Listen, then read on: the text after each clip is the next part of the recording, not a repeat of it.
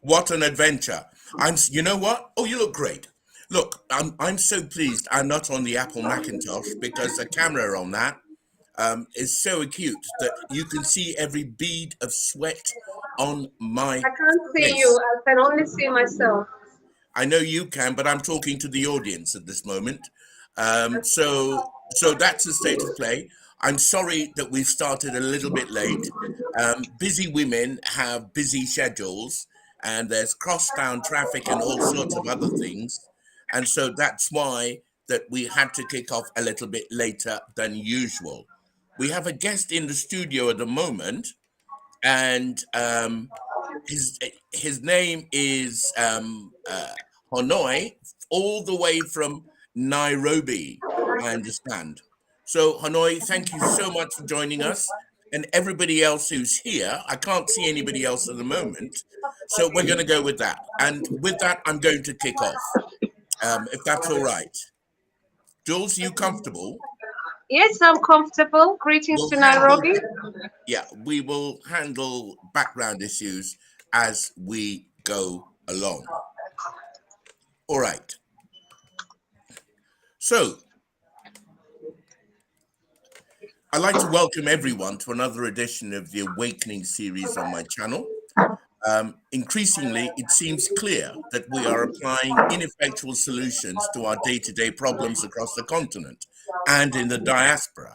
It seems to me also that we're attempting to eat soup with a fork. Sure, we'll get some of the food down, but it'll be slow and laborious and cold and tasteless at the end. The question then is why? What can we do about it? Now, it's this channel's suspicion that however clever the solutions we come up with, we will likely be thwarted until we awaken to who we are, rather than following what we are told we are by politicians, religious leaders, community leaders, our governments, and world officials and institutions. So, in the quest for discovery, seeking what it is about us we should know, I'm joined by a lady with wide experience of the events in our UK collective. A social, political, and community activist, she has sight of how we are here in the UK. And I'd like to welcome Juliet Makapila. Hi, Juliet. Greetings, everybody. Thank you so much, Ted, for inviting me to your program. And I'm That's excellent. absolutely delighted to be here. Okay, that's great. Now, your resume reads like a who's who of what's what. But you know, there are a couple of things here I'd like to mention. You're the former London regional executive member for the Lib Dems, handling inclusion and diversity as its champion. You're a social justice campaigner. You're a change agent. You're a transformational leadership coach. You're a community advocate, a mentor, educator. It says here fashion model. I can see why. You're an event host presenter, and that makes you really a change maker and a social scientist. Tell me, Juliet, what have I missed out, if anything? What a great introduction. And I'm absolutely again delighted to be here. And the only thing you've missed out is I'm also the African Wonder Woman. Do you know that's the label they have for you on social media? Because when I put in Juliet Macapilla, people say African Wonder Woman. How did you get that name? Excellent. How I got that is because I just love to promote love, and I feel that love is meant to be promoted around the whole world. And so, African Wonder Woman is a symbol to just allow that kind of freshness, the awakening spirit of the African people, and just to pass that baton and just to translate that into enjoying our abundance and gratitude. And that is how I came up with that African Wonder Woman. Yeah. That's fantastic. Look, I got to ask you, where are you actually from? Where were you born? How long have you been in the UK? Just so people get a sight of your background. Thank you. I've been in the UK for so many years. You could say over 25 years. Let me just put it that way. I don't want to let people work out my age at this moment. I'm a lady, so I'm They just get going it to wrong. say that I've They been will here many definitely get it years. wrong. Yeah. Okay. So Over where are so you? many years. Yeah. Okay. So, but where are you actually originally from? My parents are from Kenya, and I'm British Kenyan. So yes, thank you for that question again. Okay. Okay. So, what languages do you speak? Do you speak Kenyan languages? Swahili, Yes, etc.? habari gani? Habari wa Kenya, nawasalamia, hujambo popote ambapo liko. What I've just said is greetings to Kenyans from whichever part of Kenya they're watching me from, and I speak a few of the languages. Ohoro, so I just speak my mom's language and my dad's language as well, Kamahua. So yeah, I speak a few languages, yes, and I understand the native indigenous languages as well. Fantastic. Look, I got to ask you this. There's talk of a continental African language. Swahili would probably be one of the big candidates. Certainly, Swahili is one, Yoruba is another, Hausa is another. Then, if you go down to Southern Africa, there are many wonderful kind of candidates for that. Do you have a view? Of course, you're unbiased. Try not to be biased towards Kenya. But if you were to choose an intercontinental African language, which would it be and why? Did you hear me? Yes, I heard you. So if I was to choose a language, I believe that all languages are special, and I believe that the more languages you speak, the better. Hmm. So I feel that for the purpose of this exercise, and Swahili, especially for Africa, has just been made an international language. So I think I'm going to have to go with the Swahili language. Okay, okay. But one of the things I notice is that as a broadcaster, for example, more and more of our communication is visual and broadcast, as we're doing here now. Less and less of it is written and read. And if you don't have a comfortable language in which you can communicate verbally, it is a real restraint on the ability of people to A, tell their stories, and B, have a voice in the wider world. So, don't you think it's important that Africans need to find a language in which they're really comfortable, in which they can really naturally express themselves? Except for a few people, like, say, I grew up in the United Kingdom, and so English is virtually my mother tongue. Of course, I speak my father's language, my mother's language, and one other in Ghana. But what do you think about the importance of having a language that people can express themselves in? It's absolutely important to have a good language to express ourselves. I think that the idea for Africans is currently the UN has just voted or has just started celebrating um, Swahili as an international language. So Okay. I believe that that is something that was discussed for many Right. years with the African Union, and I think it's in July sometimes, Swahili Day. So Okay. it is something that we are welcoming it. We're just feeling so overjoyous because you've got to remember that Africa has got so many languages. Yes. We've got the sub tribes, we've got the and they're all beautiful. I mean, my mom and my dad speak different languages, so you can imagine what I normally understand. So, and if you just go to one tribe, you can find in Kenya we've got 42 different languages. So you can imagine in Nigeria how many languages we've got. Africa has 54 countries. So there you go. So for them to choose Swahili or Kiswahili, to be a national language for the African language, I really welcome it. I think other people wanted it to be Arabic as well. Some Ethiopians also wanted to be Ethiopian, Right. but I think there's a choice there. So Right. we're moving forward, Tex. Okay. Okay. Well, that's super. Look, now to get to the main point of the discussion tonight, really, I'm wanting to kind of take a dive into what are issues are what our values are, which don't serve us particularly well these days. Can I ask you, Jules, to look into the camera and to come more to the center of your screen so that you fill the double screen? Yes, that's right. Okay, so move to your right a little bit. That's perfect. If you can hold that there, that'd be terrific. So, what are the values you see expressed in our communities here and at home that don't really serve us anymore? I mean, I know that in the setup to this conversation, we were talking about things like materialism. What are the values you see expressed in our communities globally, really, that don't really serve us anymore? The values in our community would be for these fresh awakening Africans is to think about where we are right now Mm, around the world.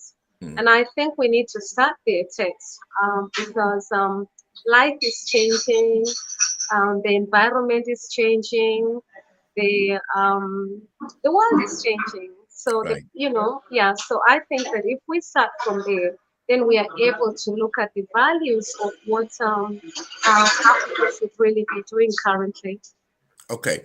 Now, I mean, at the moment, the world has shrunk. It's shrunk a whole lot. And please stay in the center of your screen if you can. That means moving a little bit to your right, Jules. Thank you very much. Um, yeah, I can see there's some action going on in the background. Now, typically, Africa absorbs foreign influences rather than exporting her own influences. So, what are the kind of foreign influences you see within our diaspora that you think don't serve us particularly well? For example, the West is absolutely based on materialism. Everything in the capitalist West is about making money, making profit, and having glitzy images of yourself, kind of papered all over the place. And you can see it in social media, you see it in younger people. They do it better than we, rather more elderly types. So, what's your view on this kind of materialism? Because African societies traditionally had a very good balance between physicality, i.e., survival needs, and spiritual needs. Okay, so what do you think is the issue there?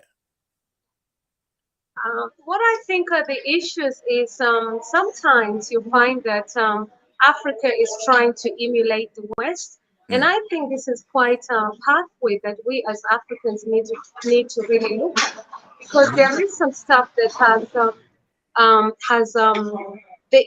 we should be in a very good position to think about what the West has done wrong or what other countries has done wrong. And mm, so when we continue following the pathway of other countries, what mm, we are saying is we're going to pick some of the problems. And mm. I'll give great examples as we go along, Tex.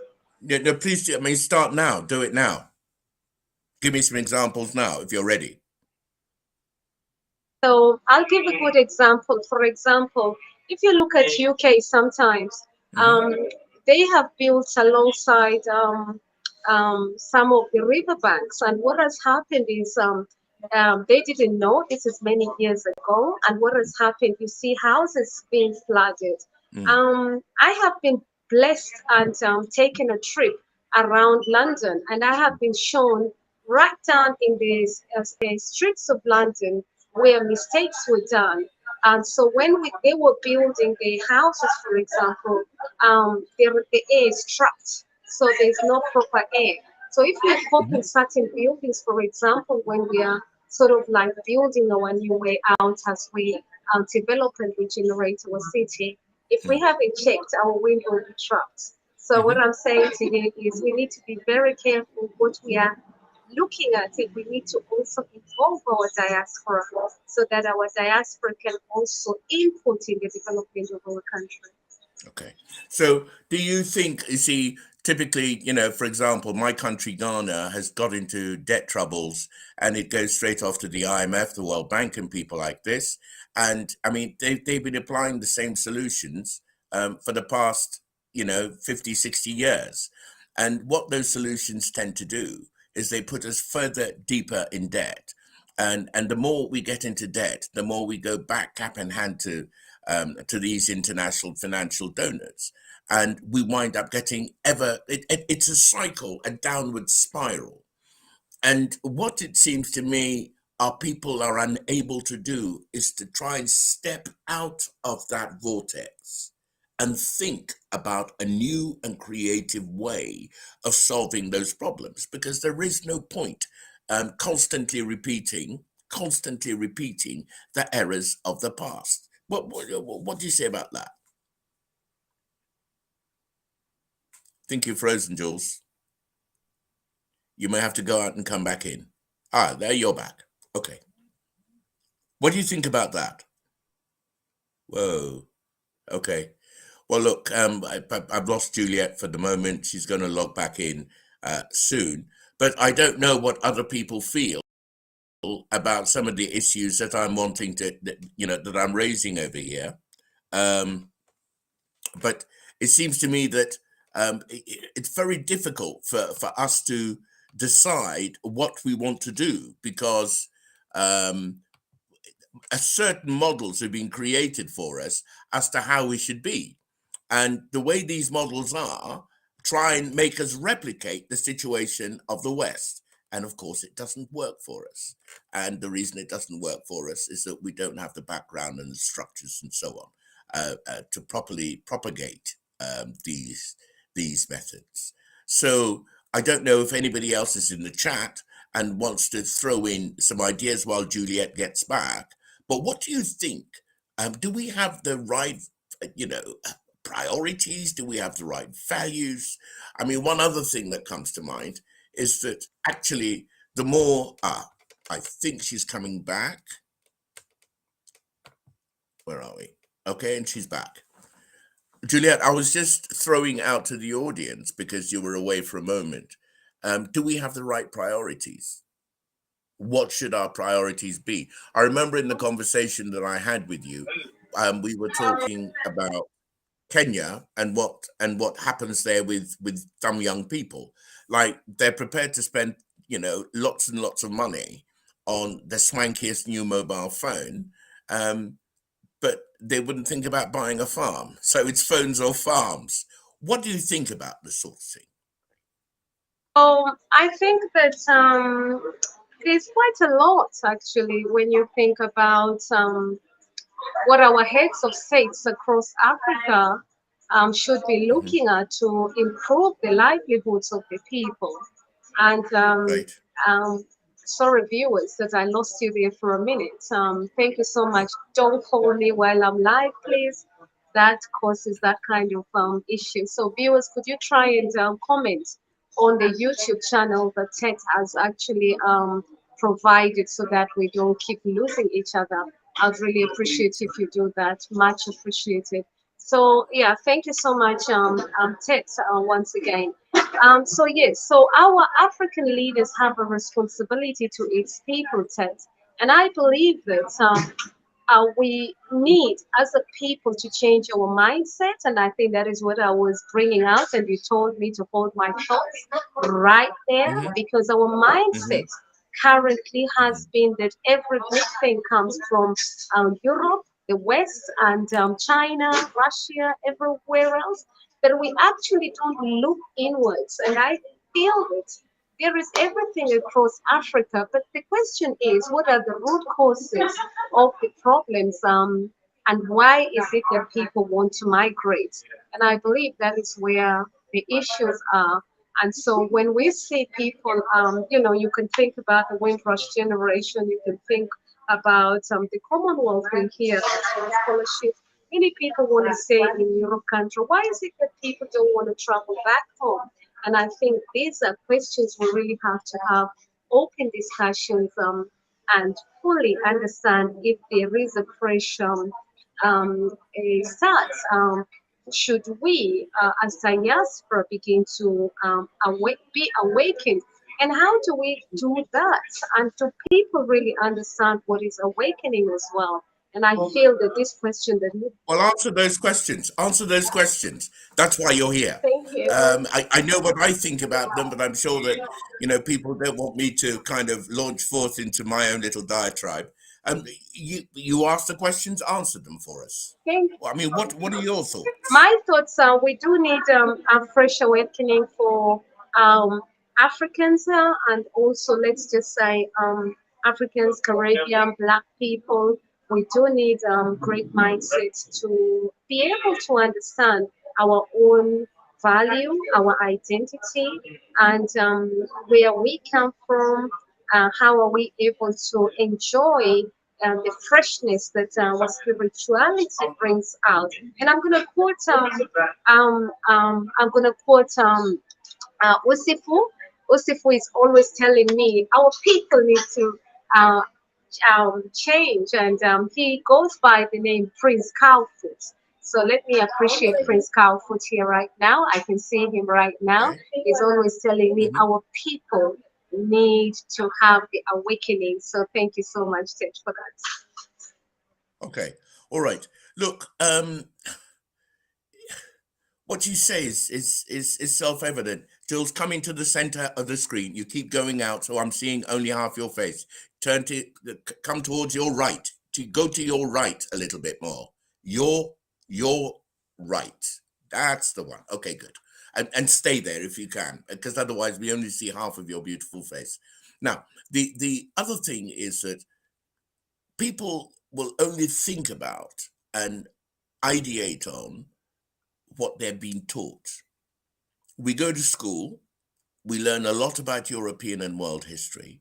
We know rather less about our own history. Um, I know that we all have different experiences of colonialism. One thing is for certain, your experience of colonialism, you didn't have the transatlantic slave trade. Correct me if I'm wrong on that. We did in West Africa. However, because we had mosquitoes and so on, West Africa was not a comfortable place for the European colonizers. Your country is a different matter altogether. Kenya, if I had an opportunity to live in Kenya, you would have to kick me out because the land is too beautiful. The climate is too reasonable. It's one of the most beautiful countries in the world. And so, as a result of this, I think that Western and colonial powers have put their roots down very deeply. Now, these roots influence the mindset, which is what you're talking about, the knowledge, and so on, of people from those countries. How do you expect them then to come to when all the inputs that they get are from effectively foreign influences? One, two, what if the leading elements in your society, or rather our societies, are people who were Western educated? Take me, for example. Um, I've had a classical English education, and it wasn't until I went to do my first degree in Ghana that I learned anything about Africa. In fact, at first, when they were telling me stuff about Africa, I thought they were making it up. Why did I think they were making it up?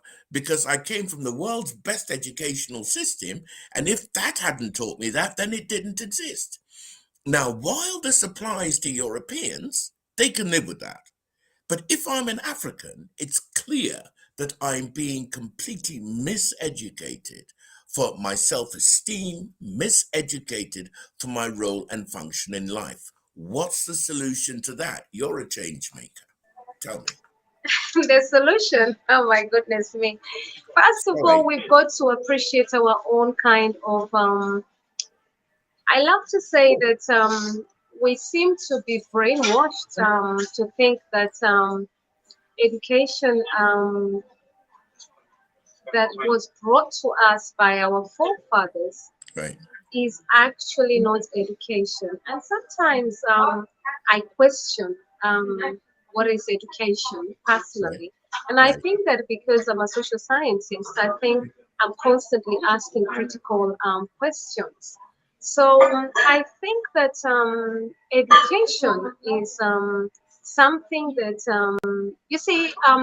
Let me quote one of my teachers. I won't say her name, but one of my tutors or lecturers told me once that education um, education is what you apply. You know what you apply. So education, after education, what can you do to make a better world? Right. And I think I take that quote from one of my lecturers back in the day. And so I've always remembered that. So the question is, how do we allow our African people to apply and action what they've learned properly? And what is proper education? I'm talking about proper development. What is that? What should it look like? Right. Right. Right. Right. So what you're saying basically is that the value of education is the output of education. If your education doesn't lead to a constructive output, then it's not really an education. It might, in fact, it might rightly be called a total miseducation. But then, if you have some of the most intelligent people and some of the most privileged people across the continent being educated in Oxford, Cambridge, Imperial College, Caltech, Harvard, Princeton, INSEAD, the Sorbonne, increasingly now places like the University of Tokyo, if they are going to these places to fill their heads with stuff which has been applied and works in those places, how do we expect them to to to come back to Africa and create value with that? I have an answer to that question, by the way, so this is a trick question, but you have a go at it first.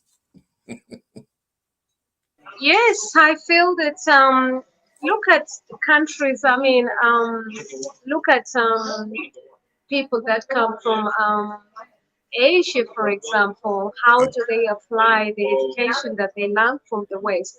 And I right, think there is a bit of combination whereby they add value. And the question is, how do we as Africans apply our education that we learn from abroad? okay, I also want to bring in the view that depending on which um, country that you study, if you say like you went to Netherlands and you compare your education with UK, this kind of thinking again can bring a combination of interesting conversations. Let me put it that way. Mm. Well, I'm a great believer in diversity. I'm a citizen of the world. I've lived in Australia, France, Pakistan, America, India, and this is because of the work my parents did. We got the opportunity to travel around the world quite a lot, and it was a great eye opener. But crucially, I would say, looking back, that the biggest anchor I ever had was that my mother's father, my grandfather, insisted that I spoke his language. He insisted. Now, as a result, however far away I went, I always had that, it was like a lifeline, that rope to connect me back to my roots. So, however lost I got, I could reel myself back in somehow. Of course, that doesn't mean that I'm going to present like your typical um, everyday person who maybe spent all of their life in the home environment. But I always had that connection, that lifeline. And it seems to me that this is the thing that people from the subcontinent of Asia, um, I don't know any Pakistani who will turn around and tell you that even though they were born in this country, they don't speak their native language. The same applies to people from India. I mean, my goodness, the Prime Minister of the United Kingdom is fluent in Hindi, and his children are like that. He went to Winchester College, for God's sake. It's one of the poshest schools in this country, you know. So, and I think he was born here. So that's the connection between those people who are able to imbibe foreign influences and use it to beautify themselves, as opposed to people who imbibe foreign influences and become swallowed or taken up by them.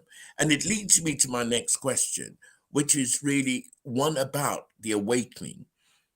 Um, It's my personal opinion. Of course, I mean, you're a social scientist, I'm not.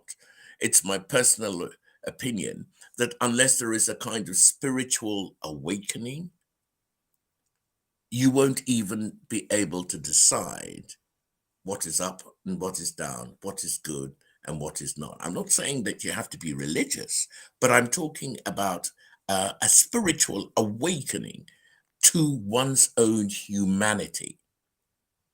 And until that happens, it's very difficult to decide which way is north and which way is south, because you will be driven by the shiniest bauble that somebody dangles in front of you, or the thickest wad of cash, or the biggest amount of praise. And of course, all of these things are completely ephemeral because it's here today and gone tomorrow. But your abiding humanity is eternal. What do you make of that about our spiritual development? I speak about abundance as I listen to you, and when I look at the quality of Africans and the amount of black, and I want to use the word black Africans, and sometimes there's a big conversation that happens when you say the word black Africans. But I believe that we should be proud of where we come from, and indeed, my complexion is brown, yes, but I feel my parents, we are from African Caribbean, so I'm a proud Black African lady. Um, and so, as I hear you, I'm thinking about what should we do. Our mindset, I said it earlier on, our mindset needs to be transformed. Our mindset needs to respect our Black African brothers and sisters, and I say kings and queens, princes and princesses, and that is what we were brought up with. Our mindset needs to translate into adding value to one another. Our mindset is something that we need to learn to respect each other. So when you ask me that question, I I feel that we have to go back into a spiritual being and have the abundance and not be brainwashed with the social medias and all kind of education systems that also need reforming in itself. So we need to be looking at greatness from great philosophers who are also from our African. I want to appreciate Professor Mamo right now. I also want to appreciate Professor Jarrett in Kenya, Professor Mamo in South Africa. And let's begin to read some of Can their you come closer to the microphone? You're a bit faint. Ah, okay, that's better. Let's begin to appreciate let's begin to appreciate professors who have written our history as people of Africa. So that is what I was saying, and to add value to our social media presenters who have got the knowledge as well. It is interesting that when sometimes African and Caribbeans capture our own stories, sometimes we don't even give them as much respect as we should. Yeah, And that breaks my heart, yeah, Tate. yeah, yeah, sure, sure. You see, it takes me on to the next thing. Do you think racism is still an issue in the UK and around the world? Did you hear that? I missed that. Could you repeat that again, Okay. please? Do you think racism is still an issue in the UK and around the world? Absolutely. In fact, institutional systemic racism still exists, and right now it's not perhaps physical, but it is emotional. And I feel that we, as humanity and citizens, need to understand what institutional systemic racism is all about. In United Kingdom, we saw the report that came out, and sadly, it was a very Which bad report report. Yeah. which report are you referring Um, to? the Dr. latest Jules? report, let me look for it, but the latest last report that came out, sadly, here in United Kingdom this year was really not a good report. I'll quote it in a few minutes. And Excuse me. the report suggested that um, we were still having institutional systemic, well, they tried to say that we don't have it, but we saw a lot of criticism in that report. And Africans and Caribbeans or Black people in the United Kingdom were very angry to the report that was presented in Okay. our party. I think that would have been Dr. Sewell's report, correct? Yes, I'll quote it in a few minutes. Let me just Okay. quote it the correct way. Yeah. Okay. But as we carry on, the report that came out was quite appalling, and sadly, institutional systemic racism is still faced.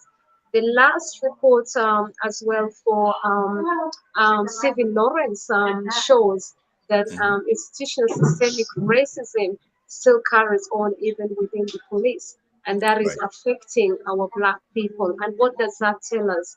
After 30 years, we are still impacted with institutional systemic racism, and that is beyond disbelief. So I want to say to you that um, we need awakening as a Black um, Community. community. Yes, Mm. yeah. Okay. By the way, I've got a note coming in from Teddy Bongo. It says, "Hi, interesting discussion. I'm hearing other voices in the background, radio or people, which is making it difficult to listen. Thanks."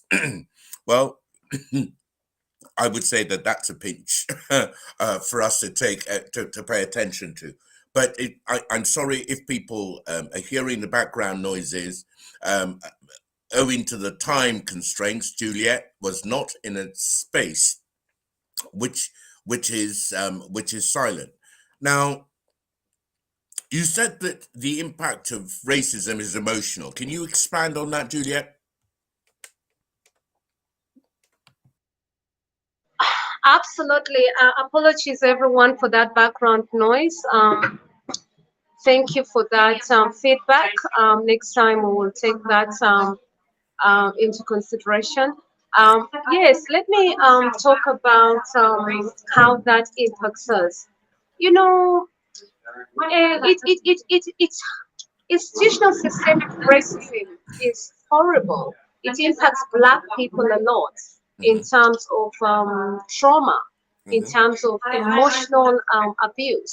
I want Hmm. to call it domestic as well, because what you see is it is hidden, and that is not right. Right. We want to have a balance in our workforce.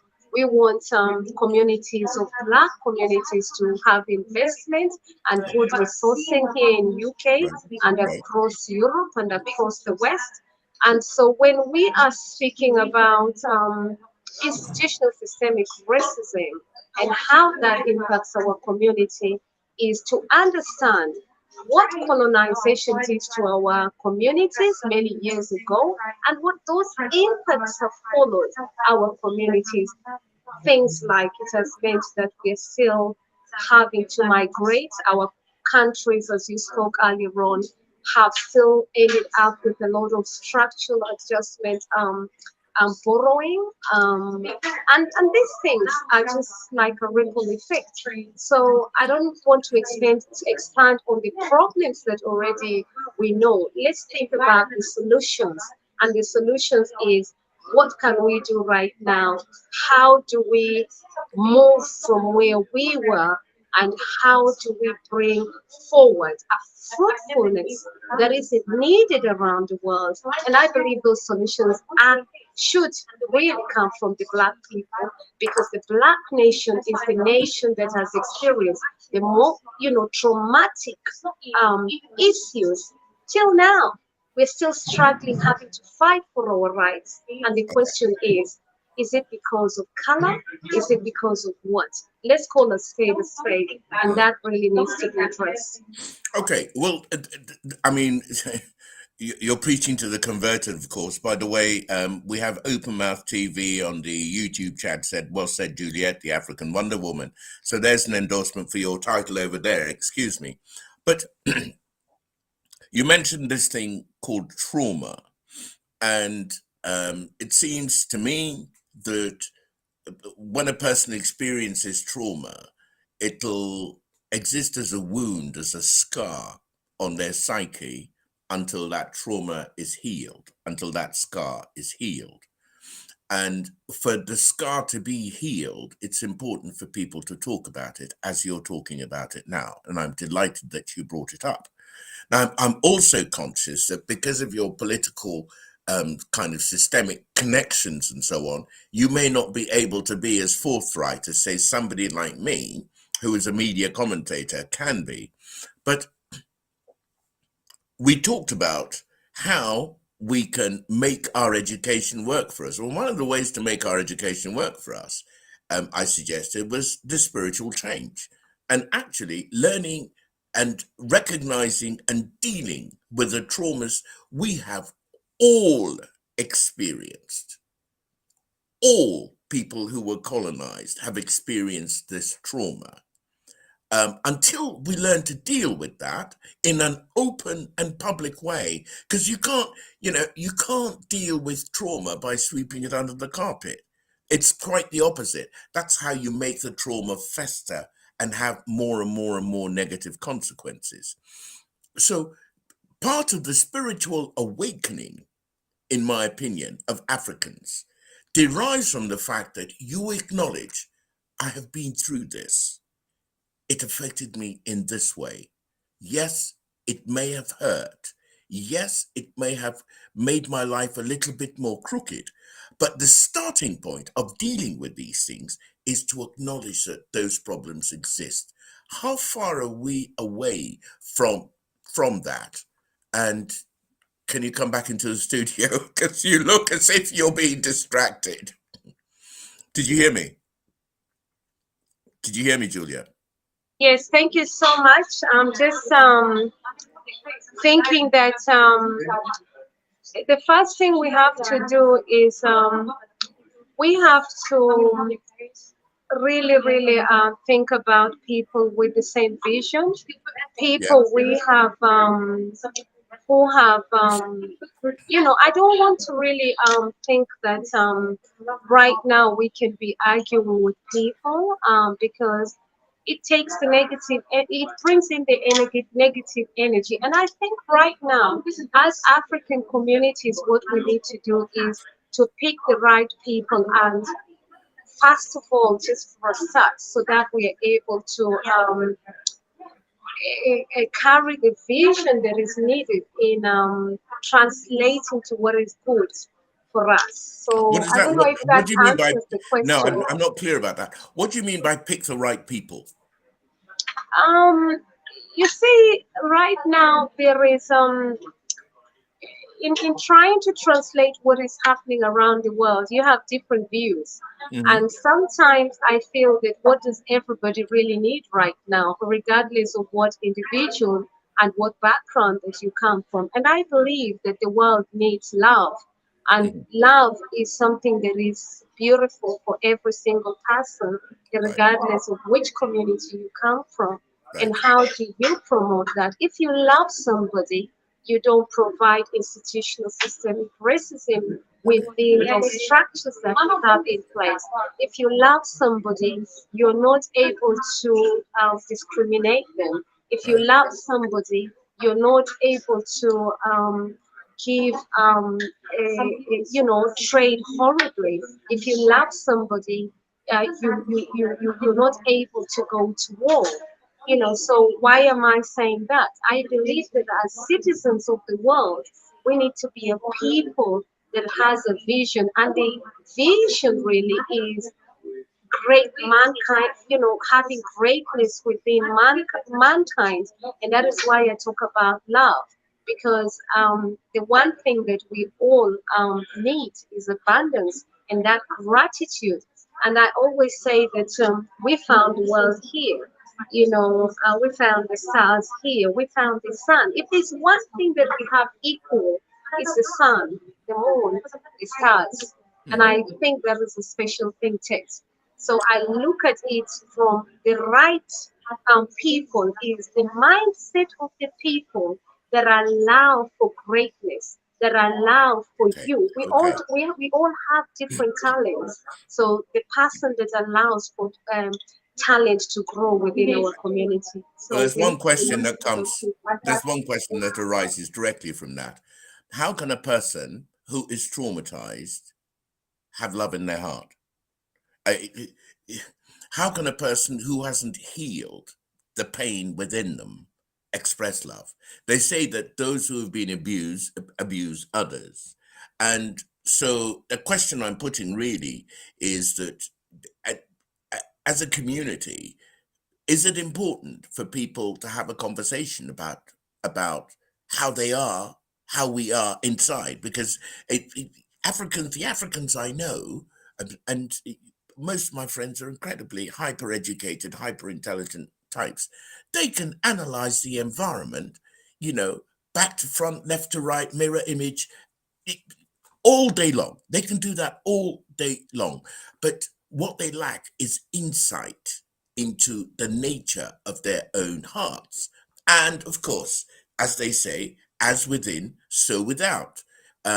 If this love that you're talking about, which I completely 1000% endorse, if this love doesn't exist in the heart of people, they will build discriminatory systems. They will create situations of institutionalized racism. They will create situations in which women and children are abused. They will create situations in which people are economically exploited. That's because it's what they know to do. It's like a hammer. Hammers are for bashing nails. So until you change the tool, you won't find a different application. Now, do you have a solution for that? Or any insights into that? I'm not putting you on the spot because I'm not asking you to start a new religion here on my platform, but I'm asking you for the solution to that question of how can people who are damaged create constructive outcomes? And you're quite, at ease to tell me, how dare you say that we are damaged because we're not, etc., etc. Over to you. I'm not going to say people are damaged, but I'm going to say people are disadvantaged. So Okay. I think the marginalized communities, I think that Hmm. we have a lot of people who are very well educated, both spiritually and also Hmm. both, you know, um, experienced in terms of allowing for growth in our community. So I think Right. is how do we provide equal equity around the world Okay. and equal accessibility around the world to all communities. Okay. And I think Okay. the first thing is fighting social inequality, which is one thing. And I believe that the areas that you're expressing is something that is absolutely known and well known. And the question is, how do we, as a community, Black community, also begin to implement and action some of our own solutions so that we are able to bring in the real development that is needed for people. Okay. Look, Jules, I'm going to round off our conversation here. We started just a little bit late, but you've led us a merry dance. Uh, I know that you got many of your followers watching this program, and I hope they got something out of it and got some insights and so on. There will be more, and I hope that you can come back again and we can continue this conversation along similar lines, because as far as I'm concerned, I've only just scratched the surface of this topic. So all that really remains is for me to say a hearty thank you for making the time. I know you're busy. I mean, it wasn't easy for you to get in here tonight. And you must come again. So I'm going to close down the conversation. I'd like to say a big thank you to everybody who was watching. The other people on other platforms, which I can't see on my stream here. By all means, I must ask you to subscribe if you can, because the more you subscribe, the wider the content is put out. The wider the content is put out, the more your voice will matter. So it's a win-win. It's a win for you. It's a win for the community. So thank you very much, Juliet. I just want to appreciate everyone watching from my live camera as well. Thank you so much. Apologies for losing you out today, but I believe that we're going to come back to this topic.